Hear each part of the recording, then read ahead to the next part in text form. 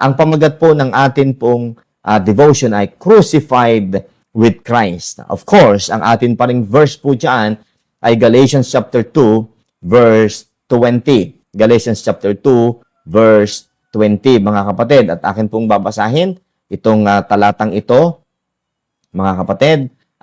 Before tayo mag-pray, basahin po muna natin ito ng sabay-sabay kung kayo po ay mayroon diyang mga Bible. Sabi po ng Galatians 2:20, I am crucified with Christ.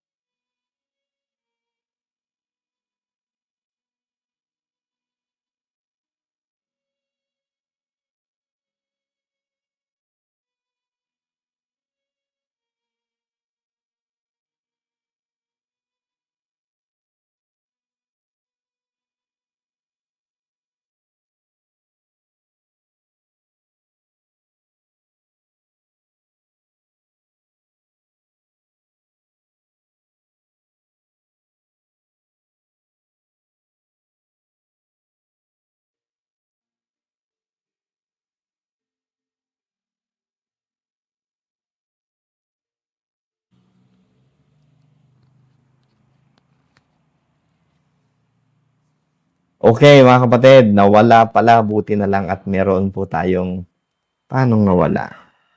Low bat na siguro. Okay. Sige. Mga kapatid, salamat po. Ayan. Okay. Salamat at tayo po ay nasabihan na wala na pala. Pero ngayon, I believe meron na po ulit, mga kapatid. Okay. So, ngayon po mga kapatid ay kumusta ngayon? Meron na bang sound? May araw-araw po tayong battle. Okay. Hintayin po natin ha. Brother Josh, punta lang dito uli kapag wala pa din. Baka mayroong technical problem sa ating laptop. Okay? So ngayong umaga, mga kapatid, ay yun nga po, ang ating dinidiscuss ay ito pong crucifixion with Christ. Sa 2 Corinthians chapter 5 verse 21, lagi nating naririnig yan kahit sa aking pagtuturo nung una, na yung sin natin, di ba, yung kasalanan natin ay inilagay kay Jesus Christ, kaya po siya po ay naging sin for us. Okay? Christ at naging sin for us po siya. He hath made him to be sin for us, who knew no sin. Di po ba, mga kapatid? At alam na alam po natin na yung ating kasalanan ay nilagay, nakasama, hinatulan, nakasama ng ating Panginoong Hesus doon sa cross. Pero meron na bang nag-preach sa inyo? Meron na po bang nagturo sa inyo, mga kapatid, na hindi lamang yung sin natin ang inilagay po doon, kundi yung self natin, dalawang S po yan. Yung sin natin at yung self natin. Malinaw po sa salita ng Diyos, mababasa natin ngayong umaga, na hindi lamang yung sin natin ang inilagay doon nakasama ni Kristo sa cross, kundi ang ating self. At kapag na-realize po natin ito, mga kapatid, titigilan po natin ang ginagawa ng ilang mga religion na para lamang pong maging sa isip natin upang lang maging ayos sa harap ng Diyos, ay kinakailangan po nating mag-struggle upang mapagtagumpayan ang buhay na ito. Pero alam niyo po mga kapatid, it's spiritual victory po ang tawag dito. It is just a reckoning in the mind at automatically susunod po ang atin pong katawan sa pag-apply po nito. Okay? Maraming mga tao, mga kapatid, talagang totally ginagawa ang lahat. Nagsisikap, naglalagay ng schedule kung paano mananalangin, kailan mananalangin, at talagang pipigilan ng sariling huwag magkasala. Mga kapatid, pero alam niyo po ba na ang magtangka na gawin ang mga bagay nito sa ating sariling kakayanan o sa ating sariling strength, hindi po tayo magtatagumpay. Marami nang sumubok mga kapatid at nag-schedule talaga, naging devoted, nagkaroon ng self-discipline. Maganda po lahat yung bagay na yan. Pero kinakailangan meron tayong ma-realize. At kapag na-realize natin ito, mas madali na po sa atin mga kapatid ang mabuhay bilang isang mananampalataya. Okay? Now, let's continue mga kapatid. Let's continue. Now, tingnan po natin as way of our introduction, many believers struggle daily with the desire to live holy lives. Di ba? Kung ligtas naman tayo, totoo naman yun eh. Nandun talaga yung struggle na mabuhay tayo sa ating buhay everyday na tinatanggihan ang kasalanan. Okay? Ang gusto natin mabuhay. Yun ang ating desire kasi ligtas na nga po tayo eh. Pero ang tanong, gaano kadaming pagpaplano sa ating buhay na tayo magpakabanal pero bagsak po tayo? Okay? Many believers struggle daily with the desire to live holy lives but find themselves constantly failing. Nabibigo. The question that echoes in the hearts of many is this: how can I get out of the way so Christ can live through me? The answer lies not in more effort, not in a stronger willpower, but in a divine reality. What is this divine reality? We have been crucified with Christ. Ano po ang ibig sabihin? Kailangan po ang mind natin ay magkaroon ng settlement, mga kapatid. Okay? Ng kapahingahan, ng rest sa kaisipang we have been crucified with Christ. Kung tayo man mga kapatid ay mag-a-avoid sa kasalanan, kung tayo man mga kapatid mag-a-avoid sa worldliness, without this understanding that our old self was already crucified with Him, mga kapatid, mahihirapan po tayo na magkaroon ng tunay na katagumpayan sa ating daily walk. Okay? Salvation is not just forgiveness of sin. It is the death of the old man. Ulitin ko po. Salvation is not just forgiveness of sin. It is the death of the old man. Until we see this, we will keep trying to improve what God has already declared as finished. Most of the time, mga kapatid, ang ating pinapaganda, ang atin pong inaayusan at pinapalakas at binubuhay ay yung old flesh po natin, which is talaga namang totaling patay na. Sapagkat ito po ay naipakong kasama ng ating Panginoong Jesucristo. Para lubos po ninyong maintindihan mga kapatid, let me give the three facts tungkol po sa ating kamatayan na kasama ng ating Panginoong Jesucristo. Number one, the fact of our crucifixion, God's finished work. Minsan po mga kapatid, alam po natin, pag sinabing finished work, death, burial, and resurrection. At yun yung ginawa ni Kristo para sa atin. Pero hindi natin masyadong napag-aralan o na-realize mga kapatid, sapagkat hindi gaanong tinuro sa atin na ang atin pong Panginoong Jesucristo ay nabayubay sa cross at hindi lamang yung kasalanan natin ang kanyang dinala, kundi ang ating self, yung ating old self, mga kapatid. Anong sabi sa Romans 6, verse 6? Romans chapter 6, verse 6, mga kapatid. Anong sabi ng Bible? Knowing this, that our old man is crucified with Him. Sige nga po. Hindi ako masyadong magmamabilis ng pagsasalita. Gusto ko inyong manamnam kung anong sabi ng verse. Knowing this, that our old man is crucified with Him. So, hindi lang yung sin natin, kundi yung ating self. Maliwanag po yan. Now, ano po ang dapat maging result nito? Ano po ang dapat na magiging outcome ng ating realization na ang ating old man ay na-crucify with Him? That the body of sin, what? Might be destroyed. That henceforth we should not serve sin. Mga kapatid, ito pong sinasabi dito na the body of sin might be destroyed ay hindi tumutukoy sa pagiging yung bang mamamatay na tayo physically o maaagnas na itong flesh na ito. Ang tinutukoy po dito mga kapatid, dapat nating ma-realize na because of the crucifixion of our old man, by reckoning, by understanding that it's already dead with Christ, mga kapatid, sabi diyan, that henceforth, we should not serve sin. Ibig sabihin, mga kapatid, pag ating na-realize ito, na tayo po'y pinako na rin kasama ng Panginoon, marirealize natin na wala na itong power, na divisib lang tayo na sobrang lakas ng flesh, sobrang lakas lamang po ng ating temptation, pero it is just a matter of reckoning in the mind. Pag na-realize po natin na we're already crucified, wala na hong power, mga kapatid, wala na pong power yung ating old man upang tayo po ay maging alipin nito. Opo, mga kapatid. Kaya nga po, binubuhay lang natin, sapagkat nandito pa rin tayo sa lupa, meron pa rin po tayong tinatawag na free will, binubuhay natin at mas pinipili po natin na i-enjoy ang kasalanan sa halip na i-reckon po natin na tayo'y patay na.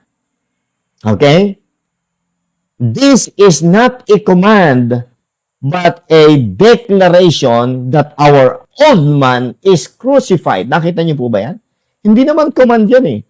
Ito po isang deklarasyon na ang ating old man was already crucified with Him. The moment Christ was nailed to the cross, God included you and me in that death. It is not something to be done, it has been done, mga kapatid. Galatians 6:14, the Bible says, but God forbid that I should glory save in the cross of our Lord Jesus Christ. Watch this.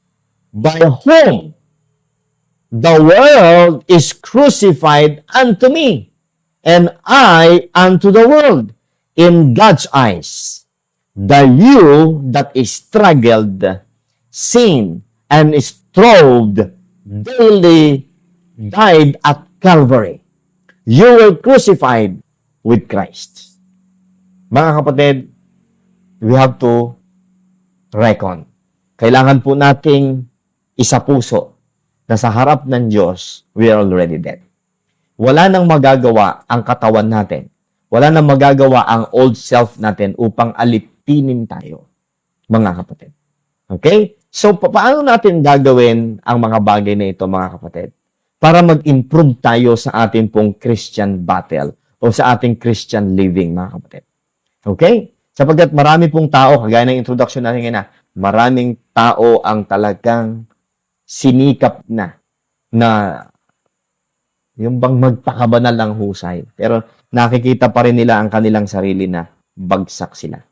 Okay? So mga kapatid, hindi ko alam kung kayo po ay nakakonect pa rin sa akin. Parang hindi masyadong gumagana itong aking i-refresh ko lang po mga kapatid. Yan.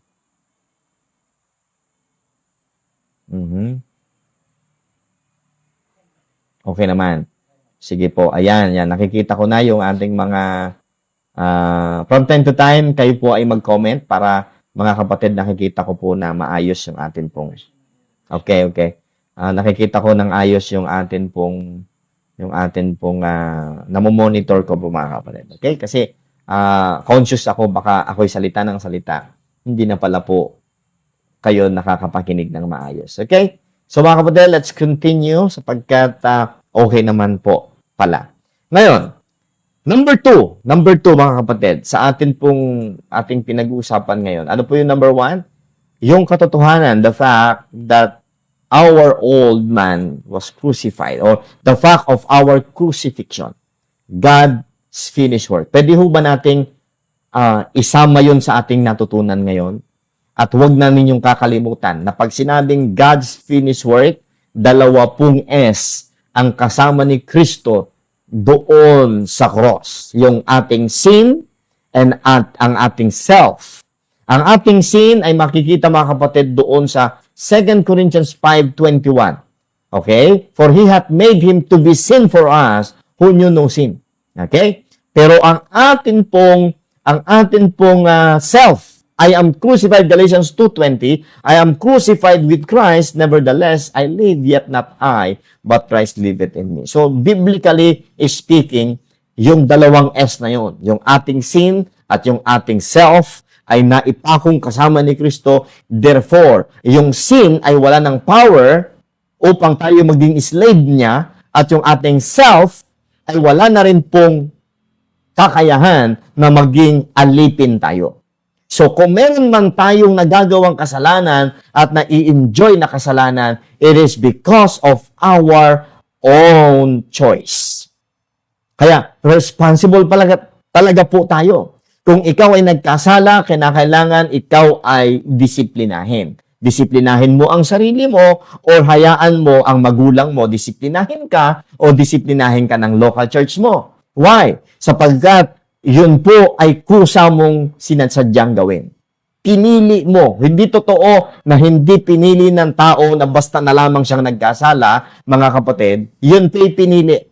Lahat ng kasalanan po natin, simula nung tayo ay naligtas, yun po ay pinili natin. Maliban na lang doon sa kasalanan because hindi pa tayo masyadong naturuan, nagawa natin. Pero ang katotohanan ng mga kapatid, after na tayo ay maligtas, okay, lalo na naintindihan nyo na yung pong mga doktrinang ito, tapos patuloy pa rin tayong nahuhulog sa kasalanan, you are responsible. Don't you know, mga kapatid?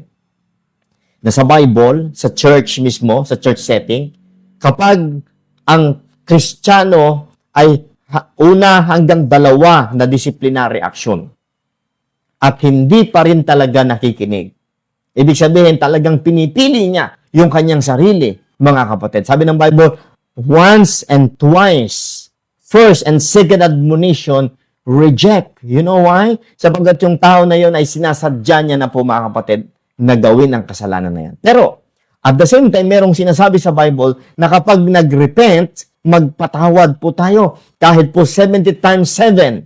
Ibig sabihin nun, perpetual forgiveness ay ilaan po natin o i-reserve natin sa bawat kapatirang magsisisi.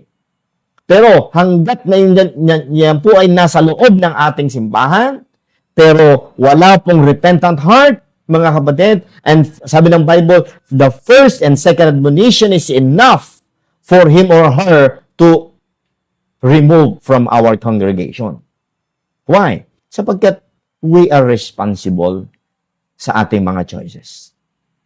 Sapagkat malinaw po ang sinasabi ng Bible na yan po, mga kapatid, ay na-crucified with Christ na po. Number 2, mga kapatid, number 2. The struggle of the living dead. Para tayong zombie nito, no? Alam niyo yung konsepto ng zombie? Yan po yung nangyayari sa Kristiyano. Patay na, pero kumikilos pa. Kaya kinakailangan i-reckon ng zombie na patay na siya. Para manatili po siyang hindi na bumangon, mga kapatid, at gumalaw. Okay? Anong sabi dito sa Romans 7:18-19? Romans chapter 7, verse 18 to 19. The Bible says, "For I know that in me, that is in my flesh, dwelleth no good thing." Okay? I-shortcut ko na po. "For the good that I would, I do not, but the evil which I would not, that I do." Sinasabi po mga kapatid ng old flesh, which is nakakaranas tayo lahat yan. Si Apostol Pablo nakaranas niyan. At maging si Apostol Pablo ay kinakailangan niyang turuan ang kanyang sarili at itinuro niya sa atin kung paano mag-reckon. That's why nakita natin ng Apostol Pablo, naging consistent po siya, namatay siya na tagumpay. Sabi niya po, "I have fought a good fight of faith." Hindi siya sumuko, mga kapatid. Nireckon talaga niya hanggang kamatayan na siya po ay patay na. That's why nagtagumpay siya. Listen, walang tagumpay sa isang tunay na Kristiyano kung hihinto tayo sa reckoning na totally tayo po ay talagang patay na. Okay? Every day, dapat ma-reckon natin we are dead. Kapag merong temptation, dapat sabihin natin sa sarili natin, "I'm dead. My life is Christ's. This life should be manifested, the life of Christ," mga kapatid. And we are already dead. We have no authority, mga kapatid, na magdesisyon na mabuhay pa tayo sapagkat pinatay na tayo ng ating Panginoon. Amen? Now, this is the life of someone trying to do good in their own strength while ignoring the cross. The I that tries to be righteous is the same I that Christ crucified. If we resurrect the old man through effort and pride, listen, we will fail. Kailanman, mga kapatid, lahat ng pagpupunyagi na ating ginagawa para lamang tayo po ay maging successful as Christian without reckoning that it is Christ who worketh in us. Mga kapatid, ang result niyan, spiritual pride. Ulitin ka, gusto ko mag-dwell ng kaunti dito, spiritual pride. Alam nyo, until now, may mga nagbabasa ako na mga post ng mga mentors natin before. Okay? Kasama ko sa circle. Nagpo-post. At pansinin nyo lahat ng post. Walang mali sa kanila. Yes, walang mali sa kanila. Lahat pasaring, lahat ay hugot ng pagtuturo sa iba. Okay? Pero wala pong pag-amin na may pagkakamali sa kanilang sarili. Yun po ang mangyayari, mga kapatid. Binabantayan at babantayan mo ang lahat ng galaw ng iba without considering yourself. Hindi mo nga alam na ikaw ay isa sa reason kung bakit na-fall ang isang kapatid. Because, mga kapatid, alam niyo po kami ang standard ng tunay na qualified preacher. Pag hindi kayo kagaya namin, hindi kayo qualified. Not knowing our walk daily, not knowing our hearts, not knowing our repentant heart, mga kapatid, ang pangit sa tao na turigang Kristiyano na araw-araw na lang iniisip ang iba at itinutuwid ang iba at wala nang nakikitang mali sa sarili. Ang tawag dyan, mga kapatid, ay the old flesh. Sila ang nag-ooperate. Yung flesh na yon ang nag-ooperate. Yung pong self na yon ang nag-ooperate.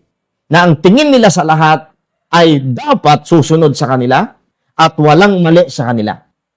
Mag-iingat tayo sa old I. That I was already crucified. Amen. At sapagkat kung sakasakali man bilang ako ay preacher o pastor, meron man akong nakikitang pagkakamali ng iba, I will always consider myself, mga kapatid, and I will rebuke a person, kung ako ay pastor, and I will encourage or admonish a person, knowing that Yung bang ipaparealize mo sa kanila, sister, brother, you are crucified already with Christ. Don't continue in that mali na ginagawa mo. So, hindi ka magiging judgmental. Hindi ka magiging lalabas na ikaw lang itama. Ay wala eh. Ang galing mong mag-rebuke, ang galing mong magsaway, ang galing mong magpaghalit. At sa halip na ang maramdaman ng taong nire-rebuke mo ay makorek siya at, ma-realize niya yung cross. Maibalik yung kanyang mind na ako pala patay na. Wala eh. Ang nangyayari mga kapatid, nagagalit lamang siya lalo lang nabubus yung self na ipagtanggol ang sarili because yung way, yung pamamaraan kung paano siya i-rebuke, paano siya i-admonish ay flesh din. So pag ang nag-rebuke ay flesh, sa flesh, he that is born of the flesh is flesh. Mag-aaway talaga yan. Pero subukan mong mag-rebuke, baon-baon ang humility ni Jesus Christ, ikaw ay pastor, ikaw ay preacher, i-rebuke mo ang isang kapatid, at mararamdaman niya yung love mo sa kanya, mga kapatid, magbabago yan. Iparamdam mo sa kanya na siya'y mahal ni Kristo, huwag mo itong ipagpatuloy sapagkat you are crucified already with Christ. Matcha-challenge siya na ang kanyang pagbabago ay nakatuon sa ginawa ni Kristo, hindi dahil sa napapahiya lang siya sa akin o napapahiya lang siya sa kanyang mentor o napapahiya lang siya sa kanyang parents. The parents, kagaya ko, ay laging dapat ibalik ang alaala ng aking mga anak sa ginawa ni Jesus Christ. At kung magbabago sila, tatalikuran nila ang kanilang gawa na mali. Mga kapatid, it's because of Christ, not because takot sila sa akin. Yun ang gusto kong iparealize sa aking mga anak. And may the Lord help me na every time na ako'y magre-rebuke sa aking mga anak, hayaan nawa ako ng Diyos na ibalik sila sa cross. At kung magbabago man sila, sasabihin nila sa sarili nila, Lord, dahil sa'yo, kaya ako nagbago. Hindi dahil sa takot ko sa papa ko na ako'y mabugbog. Sa takot ko sa papa ko na tanggalan ako ng cellphone. Sa takot ko sa papa ko na ako ay hindi na makapaglaro ng mga gusto kong laruin. At makipag-communicate sa mga taong gusto kong i-communicate. Susunod ako sa kanya. O, pag wala na, nag-iisa na naman siya. Di ba? Anong gagawin niya? Yes, nakalaya ako sa tatay kong mahigpit. Sa mama kong mahigpit, di ba? Pero kung ang isang anak ay tunay na Kristiyano, ligtas din, pag maalala niya yung cross, dapat hindi ko na to ginagawa eh. Dapat hindi ko na to, di ba? So kung gano'n ang ating mindset mga kapatid, tignan po natin, after few years, mag-grow tayo spiritually. Kasi, ang daming mga members ngayon ng mga simbahan, kaya po sila ay parang ang galing-galing na Kristiyano because takot lang sa pastor. Takot lang sa kanila mentors na baka sila po ay i-public at saka po sila ipahiya, mga kapatid. Pero hindi sila naturoang mahiya sa ating Panginoong Hesus na tunay na siyang nagmahal sa atin. Amen. Dapat maintindihan po ito, mga kapatid, ng bawat isa. Na tayo po ay magbabago hindi dahil sa tayo binago ng takot natin sa ating ama, sa ating pastor. Dapat ang ama at ang pastor ay laging ibalik sa cross. At sa Panginoong Hesus sila mapahiya, hindi sa atin. Mga kapatid, tayo din ay marumi, tayo rin ay mabaho. Tayo din po ay may kanya-kanyang mga struggle sa buhay. Kaya ang mga taong ang standard ng pagbabago ay dahil may tinitignan silang tao. Kapag kayong tao na yun na tinitignan nila ay bumagsak, sila po ang susunod na babagsak. Amen. Pero ang tao na nakatingin lamang kay Kristo, bumagsak man ang kanyang mentor, mga kapatid, siya pa rin ay nakatayo sapagkat si Kristo talaga ang tunay na basis ng kanyang pagbabago. Tandaan po natin yan. Kung ikaw ngayon, nawala ka sa iyo pong walk, sa iyong daily walk o spiritual walk. Ang problema sa iyo, nakatingin ka sa tao, hindi ka nakatingin kay Kristo. Kasi walang tunay na ligtas na nakatingin kay Kristo ang titigil sa paglilingkod kapag ang kanyang mentor ay tumigil sa paglilingkod. Doon mapatutunayan kung sino talaga ang kanyang Panginoon. Ang kanya bang sarili, ang kanya bang pastor, o ang Panginoon Jesus mismo. May the Lord help us na ma-realize ito sa ating buhay. Ikaw ba'y nagpapatuloy ngayon? Bakit? Dahil may kinatatakutan kang tao? O dahil natutunan mo nang irespeto ang Panginoong Jesus na nagligtas sa iyo? Mahalagang katanungan niya na dapat nating maintindihan. Number 3, mga kapatid. Number 3, the key to victory. Ano ngayon ang susi sa victory, mga kapatid? Ano ang susi sa katagumpayan sa ating daily walk? Wala na pong problema sa ating pagpunta ng impyerno. Hindi na talaga tayo pupuntang impyerno. Tagumpay na tayo dyan. Pero ang tanong, mga kapatid, ang ating bang daily walk, nakikita ba natin ang ating sarili na tayo po ay lumalago sa kabanalan? Okay? Tayo ba ay nagtatagumpay sa ating sarili sa bawat araw? Number 3, the key to victory, saying Amen to God's judgment. Number 3, the key victory is to say Amen to God's judgment. Anong ibig sabihin natin? Anong sabi natin sa Romans 6:11? Romans chapter 6 verse 11. The Bible says, likewise, reckon ye yourselves. Reckon ye also yourselves to be dead indeed unto sin, but alive unto God through Jesus Christ our Lord. So, anong ibig sabihin nito? Anong ibig sabihin ng reckon?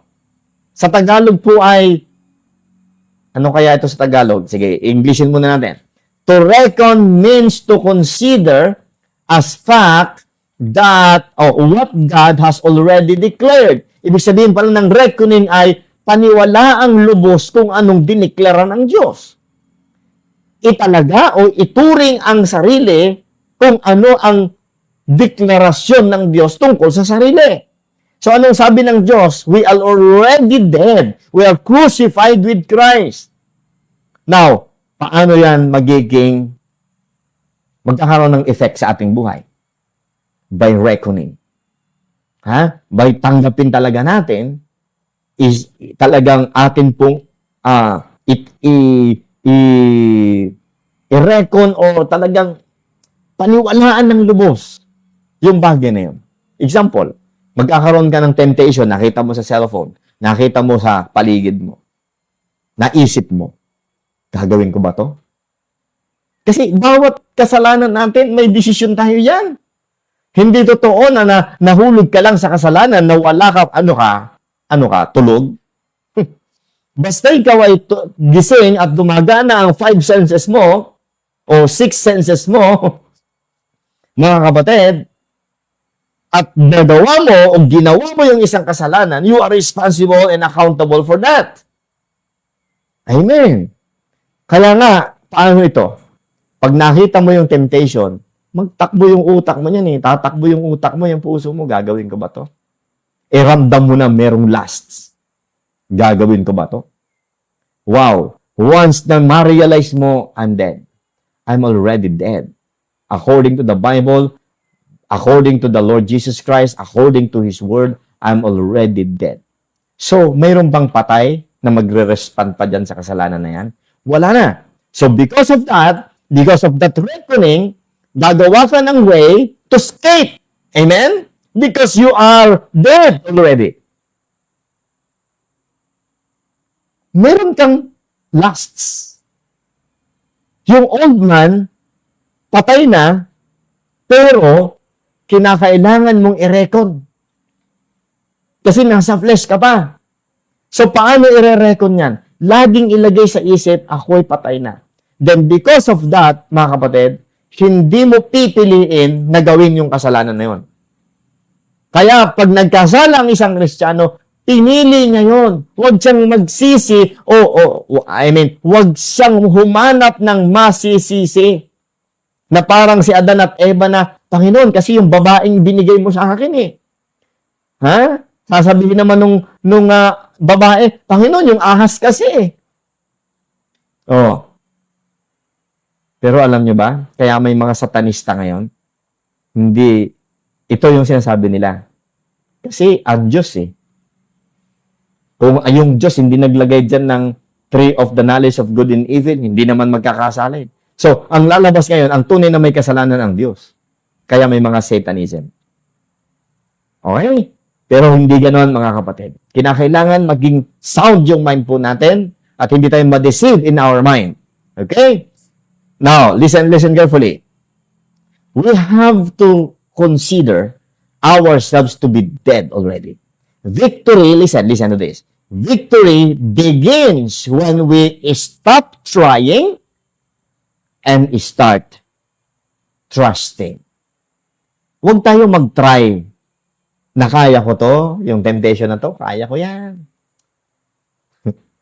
Ang daming kabataan ganyan. Hindi lang kabataan. Kaya ko yan. Makikikon lang naman ako eh. Makikisama lang naman ako eh. Pero alam mo, andyan, lantad ang kasalanan, pero ma-OOP kasi ako eh. Hindi ako pa. Kailangan talaga makibagay ako kasi andito ako sa environment nila. Now, kapag ganun ang mindset mo, at kaya ko yan, tapos ka, binubuhay mo ang sarili mo na matagal lang patay, ayaw mong i-recon na di mo kaya yan. Paano pa makakaya yan? Ay dead ka nga. May magagawa ba? May magagawa ba ang isang dead? Wala. So, i-recon mo, hindi ko to kaya sapagkat ako'y patay na. So, hindi ka magsusugal o hindi mo isusugal ang sarili mo, hindi ka magkukompromise na sumama sa kanila. Why? Sapagkat hindi mo kaya, kasi patay ka. Without Christ, you can do nothing. And how to overcome the flesh? How to overcome the sin? Don't try to overcome it. Just trust that you cannot do it because you are dead.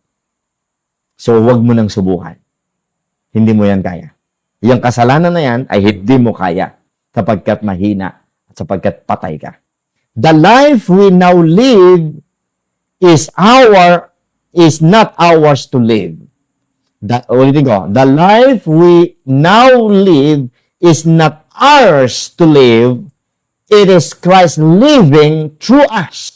So, ibig sabihin, huwag tayong mag-try na kaya nating pagtagumpayan ang isang sitwasyon, mga kapatid, sa ating ganang sarili. Kaya ko yan. Once na yan ang mind natin, tapos tayo. Gagamitin pa natin, I can do all things through Christ, pero you are compromising. Tandaan natin to. Once na hindi kalooban ng Diyos ang pinasok nating desisyon, sapagkat si Kristo ay nabubuhay through us, wala tayong strength na matatanggap. Pag pinili natin, mga kapatid, yung bagay na yung desisyon na wala si Kristo, hindi natin in-acknowledge si Jesus Christ, don't ever think na ikaw ay makakasurvive. There is no survival if Christ is not there.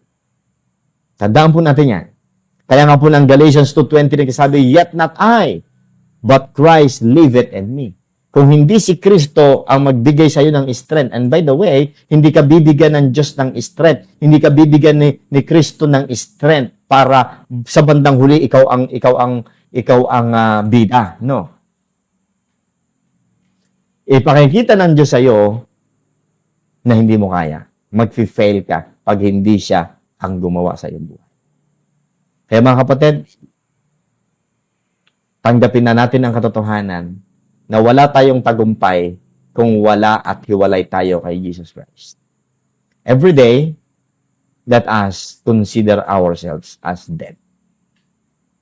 We're already dead. For our conclusion, a death worth dying. Ito yung kamatayan na may value, mga kapatid.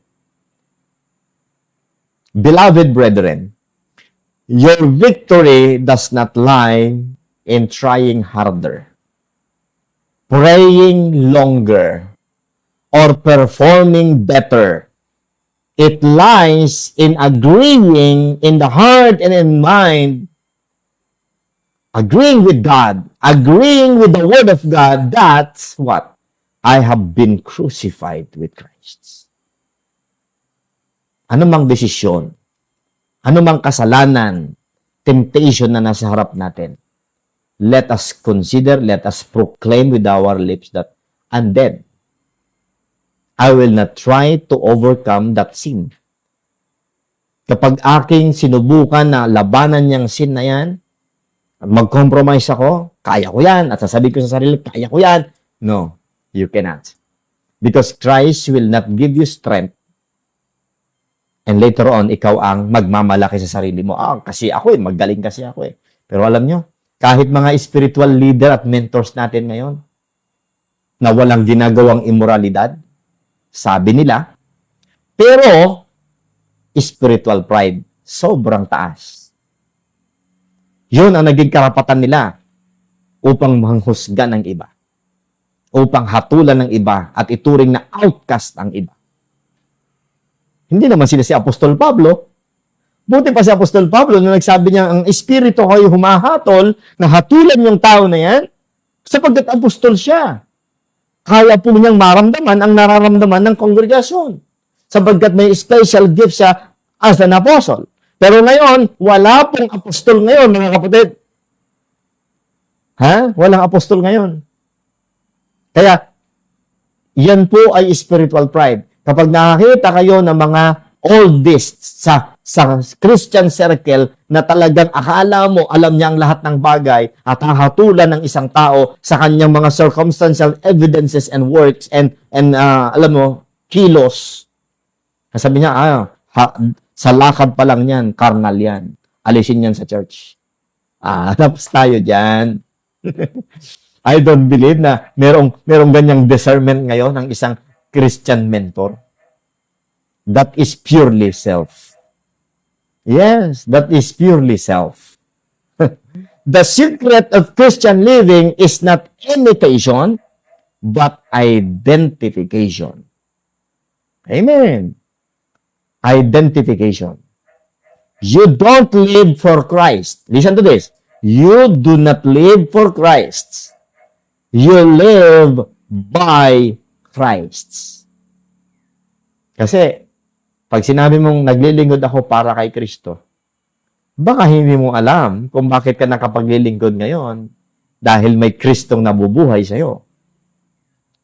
Pag hindi natin na-realize ito, spiritual pride ang magiging kahihinatnan natin.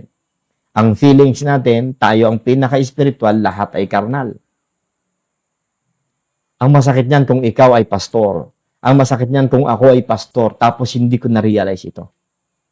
Wala na akong ginawa kundi pagalitan ng pagalitan at hatulan ng hatulan ang bawat miyembro. Hindi mo alam ang kanilang pinagdadaanan. Hindi mo alam kung anong problema nila sa kanilang family. Hindi mo alam kung anong mga struggles nila sa buhay. Sa halip na unawain, sa halip na kausapin, sa halip na ilagay ang iyong paa sa kanyang sapatos, wala. Ang ginagawa ay hatulan ng hatulan ng hatulan. Mga kapatid, that's not Christ's living. That is not Christ's doctrine, mga kapatid. The secret, listen, lagi kong sinasabi, ang sikreto ng isang pagiging tunay na Kristiyano ay hindi mabuhay para kay Kristo, kundi i-acknowledge niya na si Kristo ang nabubuhay sa kanya. At yung si Kristo ang nabubuhay sa kanya, hindi niya papayagan na ang kanyang sarili maging judgmental. Bagkus uunawain niya ang lahat ng sitwasyon, papakinggan niya ang lahat ng informasyon, at titimbangin sa timbangan ng pag-ibig ni Kristo, hindi sa isang mapanghatol na pamamaraan. Amen. Nagbibigay dapat siya ng benefit of the doubt at nagbibigay ng pagkakataon na matimbang bago humatol ng tahasan. Amen. Wala, mahirap din sa atin. Hinatulan na, kinuwento na sa iba, kung kani-kanino na, wala na. Hindi ganoon ang tunay na spirituality, mga kapatid. Kung mahal natin ang ating kapatid sa Panginoon, yung mga bagay-bagay na nakakahiya ay hindi natin dapat isinisiwalat sa mundo. Example, meron tayong example. Ha? Dito tayo magwawakas, mga kapatid. Example, meron kayong, yung isang pamilya nyo, meron kayong 5 anak. Makinig kayo mabuti, ha? May 5 kayong anak. Yung 2 sa mga anak ninyo ay nagkasala ng nakakahiyang kasalanan. Okay? Ano ang inyong gagawin? Ang iniisip lagi ng magulang ay papaano ang anak ko'y makakabangon sa kanyang pagkadapa. Tama ho ba ako? Makinig kayo mabuti. Kasi dapat ma-apply natin ito sa Christian community. Pag hindi natin ito naintindihan, magiging judgmental po tayo. At wala tayong pakialam sa damdamin ng iba. Okay, balik tayo sa ilustrasyon natin. May 5 kang anak. Yung 2 doon, nagkasala na nakakahiyang kasalanan. Ikaw bilang magulang, ididil mo siya. Sapagkat hindi mo gusto ng anak mo totally bumagsak, mawala ng lakas ng loob na bumangon. So, anong gagawin mo? Sisikapin mong ipanalangin siya at siya'y, kung i-rebuke mo man siya sa loob ng kwarto, kayo lamang, at nagbasa kayo ng Bible, tuturuan mo privately ng salita ng Diyos, at ipapanalangin mo siya, natanggalan mo siya ng communication, tatanggalan mo siya ng cellphone, hindi mo siya bibigyan ng maraming pera, at sisikapin mong ididil yung problema na kayo-kayo lang. Tama? Nakukuha niyo ako, mga kapatid? Pero once nang isip mo, ay hindi ganoon. Hindi family yung puso mo. Hindi mo nakikita na ang bawat mananampalatay kapamilya, ang gagawin mo, pag may nalaman kang kapatiran na nagkasala na nakakahiyang kasalanan, ikikwento mo yan. Hindi mo pa nga naririnig kung ano ba ang tunay na pangyayari. Ang gagawin mo dyan ay, anong gagawin mo? Narinig mo, ibibida mo agad. Alam mo bang si ganito? Alam mo ba si brother ganito? Alam mo ba si pastor ganito? Umabot na ng umabot sa buong mundo, mga kapatid. Hindi mo alam na kapag nalaman yun ng taong nasabihan mo, yung kinauukulan, yung mismong biktima ng kasalanan, mga kapatid. Sa palagay mo, may lakas pa siya ng loob na tumayo. Hindi na siya magkakaroon ng lakas ng loob tumayo sapagkat pinakalat mo na at sobrang tindi pa ng iyong demonstrasyon kung papaano siya nagkasala. Hindi naman ganun talaga. Sa palagay nyo, nakakatulong ka sa pagpapalakas sa body of Christ at sa mga nadapa ay makabangon? Wala. Hindi mo na siya tinulungang makabangon. Ang ginawa mo, totally binaon mo siya hanggang sa totally ma-choke siya at hindi na siya mabuhay pang muli. Okay? Kaya ito ang may papayo ko sa inyo, mga kapatid. Kayo na nakikinig sa akin ngayon, ituring natin na ang lahat ng kapatiran ay kapamilya talaga. Pag may nagkasala sa atin, kung kayang i-deal ng sikreto. Okay? Alam nyo, kaya lamang naman yan lalabas sa simbahan, ayon sa Matthew chapter 18, kapag totally, yung tao mismo na yon na nagkasala ay walang humbleness. At siya pa yung nangungunang maglagay sa social media kung ano-anong kanyang nilalagay, dinidependahan niya yung sarili niya. Wala tayong magagawa doon kundi iharap talaga sa church upang hatulan ng church. Pero kung yung tao ay nagsisisi, mayroong pagpapakumbabang puso, kasi na-deal mo siya one-on-one, mga kapatid, huwag mong ikalat ang kanyang problema. Huwag. Ituring mong anak siya. Ituring mo siyang talagang kasama sa bahay, nakapamilya, at ang kahihiyan niya ay kahihiyan mo din. Hindi mo kinakailangang ipangalandakan. Yun nga sabi ko sa inyo, mga kapatid. Kapag hindi nakita na isang leader ang ating pinag-uusapan ngayon tungkol dito sa death ng sarili, hindi. Akala niya gumagawa siya ng kalooban ng Diyos. Akala niya yung Diyos pa rin ang nagiging una sa kanya. Pero ang totoo nun, the old flesh has been resurrected. That's why ang glory sa kanya. Ang way ng Diyos is for restoration, not for destruction. Tandaan po natin yan. Pag may mga taong nagre-rebuke, may mga taong ginagamit ang kaniyang authority para ipahiya ang ibang tao, para magbago. Hindi ganon. Listen, ang tunay na pagbabago ng isang Kristiyano ay maipaalala mo sa kanya ang ginawa ni Kristo. Hindi ang gagawin mong disciplinary action sa kanya. Dapat ang mga anak ganon din. Mga anak, kung kayo ay tunay na ligtas, naway ang makita nyo ay si Jesus Christ. Hindi yung papa nyo, yung mama nyo. No. Tandaan yung instrumento lamang ang inyong mga magulang, instrumento ang inyong pastor, para kayo'y magbago. Pero listen, magbago kayo dahil kay Kristo. Hindi dahil sa takot sa inyong authority. Na kung ano ang gawin sa inyo. Ma-deprive ka sa mga bagay-bagay na gusto mo. No, wag ka ron. Mahiya tayo kay Jesus Christ. Amen? So mga kapatid, I believe nasabi ko yung aking dapat sabihin. Okay? Now, this is my question. Is there something you're still trying to fix in yourself? Yes or no? Ang sagot niyo yan, yes, Pastor. A habit? A personal flaw? A lack of patience or humility? Listen, you cannot do it. Lay it on the cross today. Believe that it's already done. Reckon yourself to be dead. Do not try. Do not try. Start trust the Lord. Trusting, not trying. You trust the Lord. Don't try. Amen? Confess not your own sin, but yourself.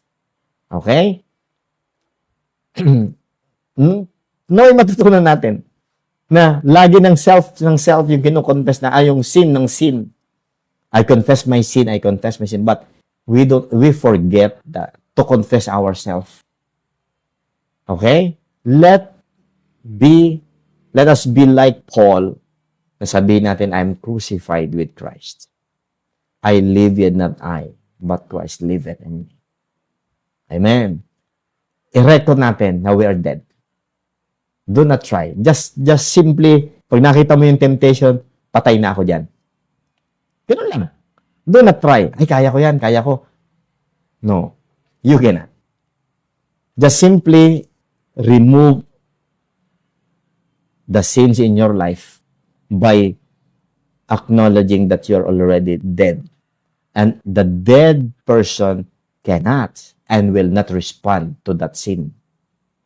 Reckon it. Bagamat nandun yung lusts, pero reckon it. Every time you feel lusts, reckon it. That you're already dead. The dead will not and cannot respond.